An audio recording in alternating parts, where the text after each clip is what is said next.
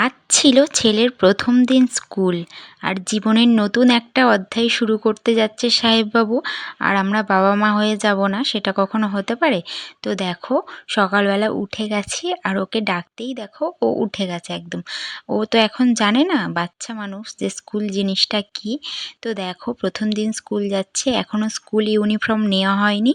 তো সেই জন্য বাড়ির ড্রেস, মানে এমনি ড্রেস পরেই যাচ্ছে আর কি। আর স্কুলে ভর্তি হবে বলে তো ব্যাগটা কিনেই এনেছিলাম।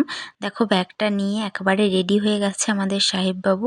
তো আর বাচ্চাদের নতুন কিছু জীবনে শুরু হলে বাবা মাদের যে কতটা আনন্দ হয়, বা বাবা মাদের মনে যে কি চলতে থাকে, তো সেটা শুধু যারা বাবা মা আমার হয়েছে চোখ মুখ তারাই দেখে জানে। বুঝতে পারছো যে আনন্দও যেমন আছে তেমন ভয়ও লাগছে। প্রথম দিন স্কুলে যাচ্ছে, নতুন মানুষ, নতুন জায়গা, সব কিছু মানিয়ে গুছিয়ে নিতে পারবে তো? তো এটাই ভেবে টেনশন হচ্ছিল। আর যেটার ভয় পাচ্ছিলাম সেটাই হলো, স্কুলে নিয়ে আসতেই কান্নাকাটি এত শুরু করলো যে ওর কান্না দেখে আমি নিজেই কেঁদে ফেলেছি। তো বাইরে অপেক্ষা করছিলাম, আর একেবারে স্কুলের মধ্যে ঢুকিয়ে নিয়েছিল।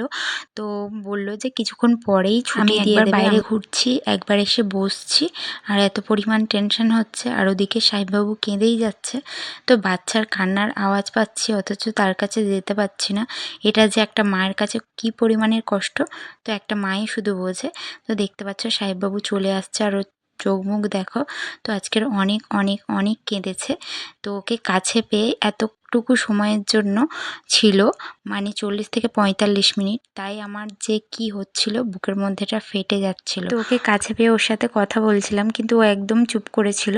যেই ওর বাবা এসেছে অমনি কথা বলা শুরু করে দিয়েছে। তো সাহেববাবুর জীবনের নতুন অধ্যায় শুরু হয়ে গেল। তোমরা সবাই আশীর্বাদ করো। এখন আমরা চললাম বাড়ির দিকে। চলো, টাটা।